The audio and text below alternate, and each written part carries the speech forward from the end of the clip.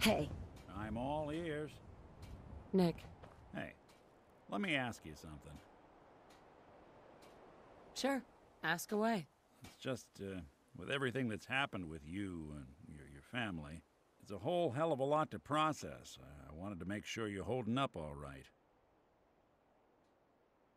Yeah, I'm all right. Huh.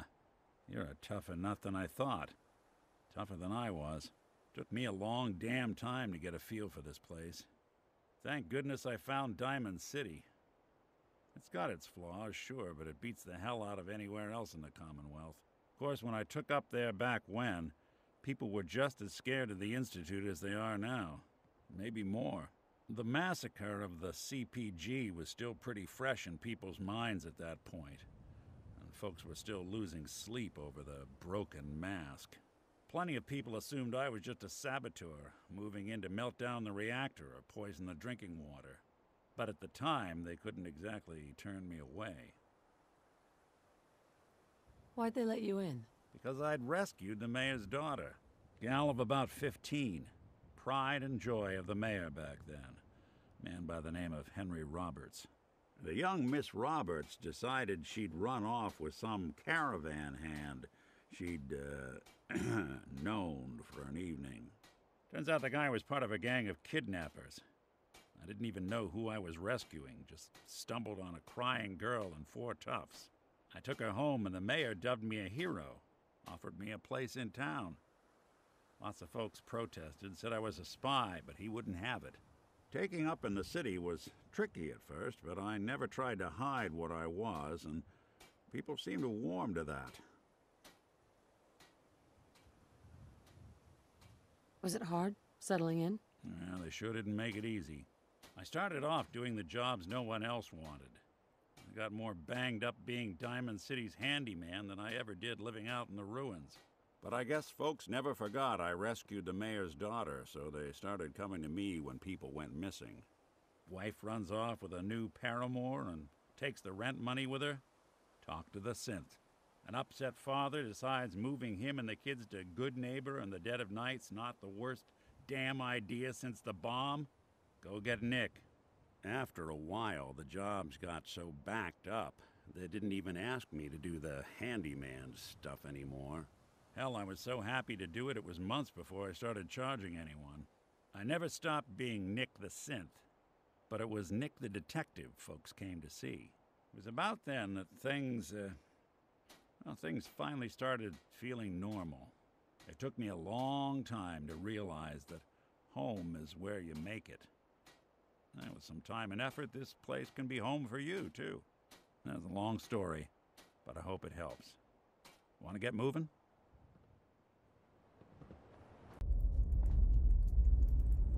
What? What's wrong? Wrong? Oh, no, nothing's wrong.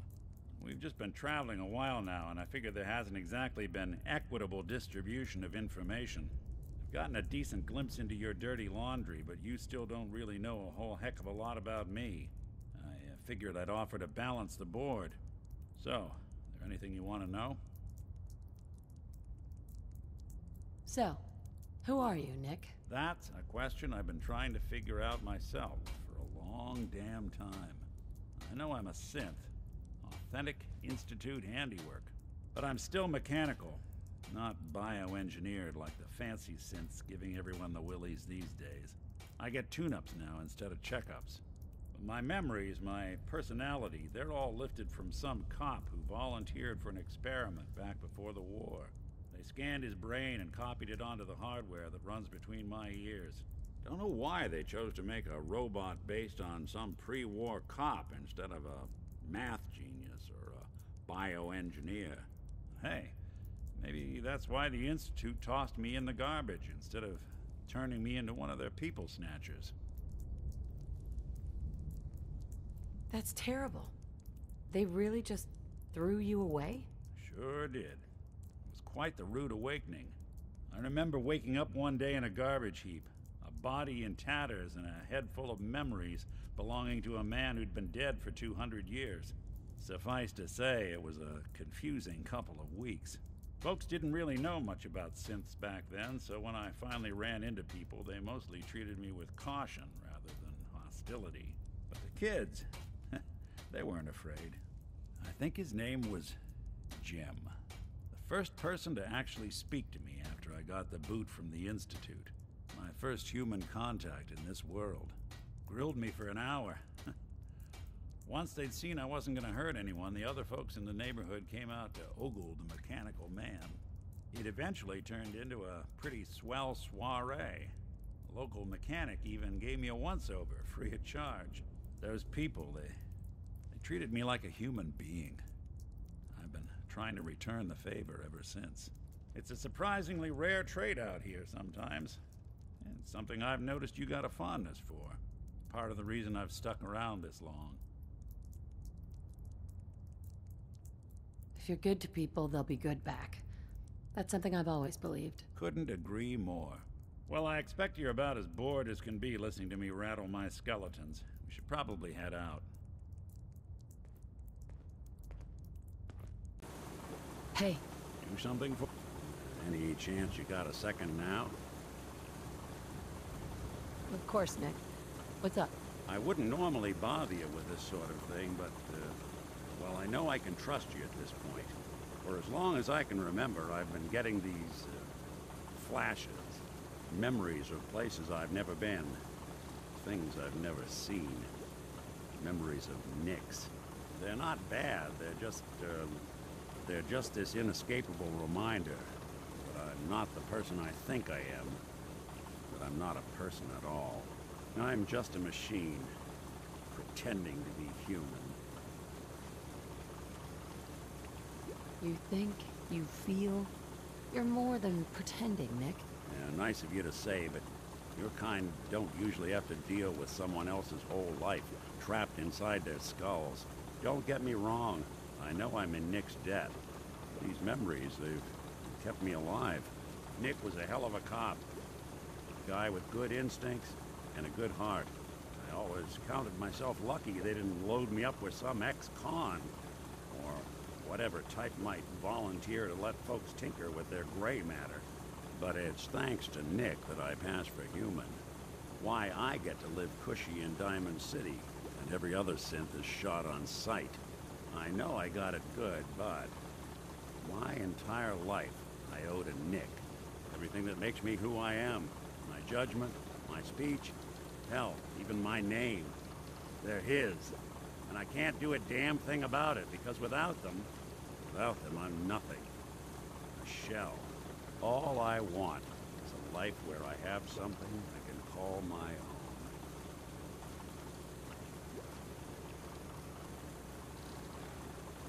You've already built a life for yourself, Nick. You've got the agency, a home, friends. Yeah, I mean, you're not wrong. You know, I'm just gonna need some time to think on this. I appreciate you hearing me out. You're a real good friend. Thanks. Hey. I'll see. So, you got something for me? Maybe a pocket full of tapes belonging to an old ghoul? Finally got them all. Here. No fooling. Wow. That's some real solid detective work. They're older than dirt, but they've got Eddie's paw prints all over them. These are the real deal. And they've still got the code pieces in them. Let me run them through the old processor. Got it. 19553728406. That old thug's holed up in Andrews Station. Now, let's go bring down Eddie Winter.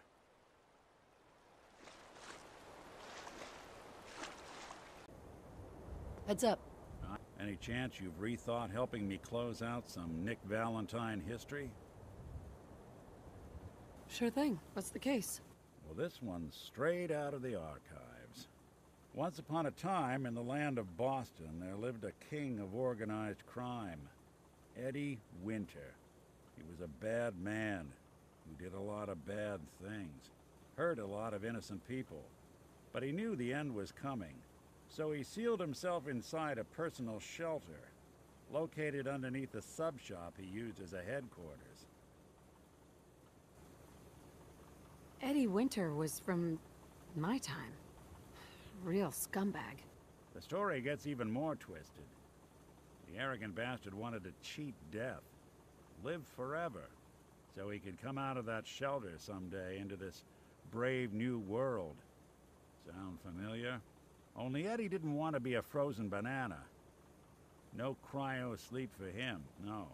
He invested his money in some sick, crazy radiation experiment. Well, Nick, you can't be saying what I think you're saying. Oh, I'm saying it all right. Eddie Winter went and turned himself into a ghoul 200 years before it was fashionable. Hell, he was probably the first one. And I'm convinced that he's still locked inside that shelter. Safe and sound. Ready to come out and begin his evil reign all over again. I'm gonna find him and kill him, so that never happens. You in? I don't get it, Nick. Why kill Eddie Winter, even if he is still alive? This sounds like some kind of vendetta. I've got memories. The girl. My girl. They're not really my memories, I know that. They're Nick's. But the girl, she was real.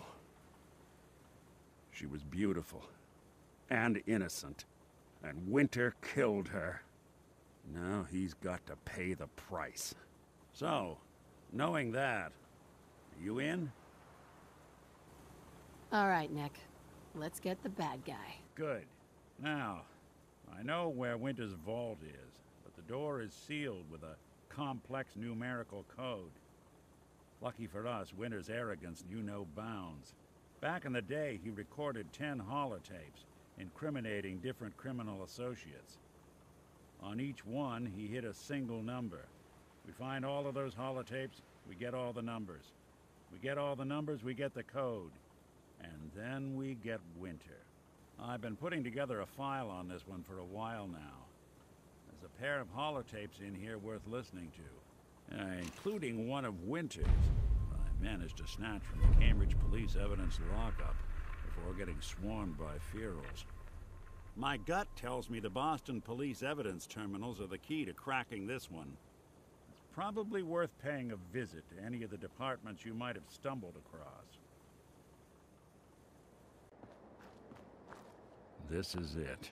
In this spot 200 years ago, one of Eddie's boys gunned down Jenny Lands, my fiancée. Nick's fiancée. Now Eddie's as dead as Jenny and Nick. And I'm at a loss. All I know is that without you, Eddie'd still be at large. I'm glad I could help. It seems like it meant a lot to you. You don't know the half of it. Winter was it. The only reminder left of the original Nick Valentine. The last proof, outside of some long-lost Institute archive, I was ever just a mechanical copy of some cop from a bygone era. I'm not sure how to feel.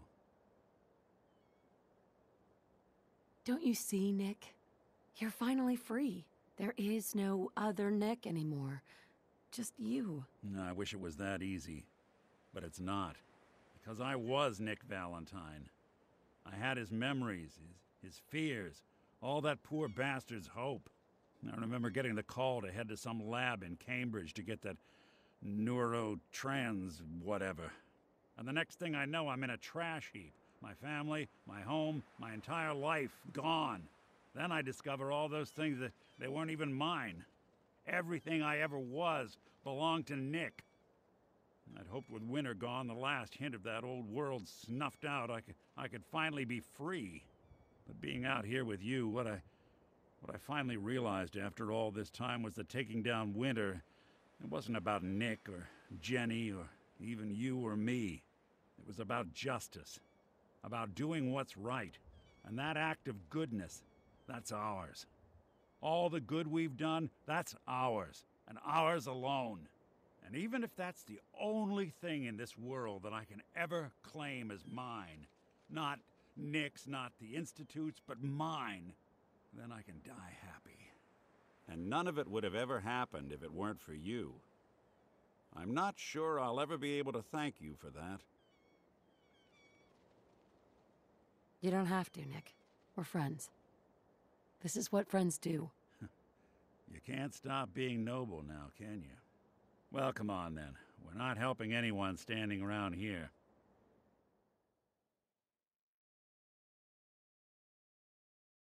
Yeah, that is if you're still interested in traveling together. I wouldn't blame you if you wanted some time on your own after all this. Of course. Let's do it. I'm glad to hear it. Come on, let's get out of here.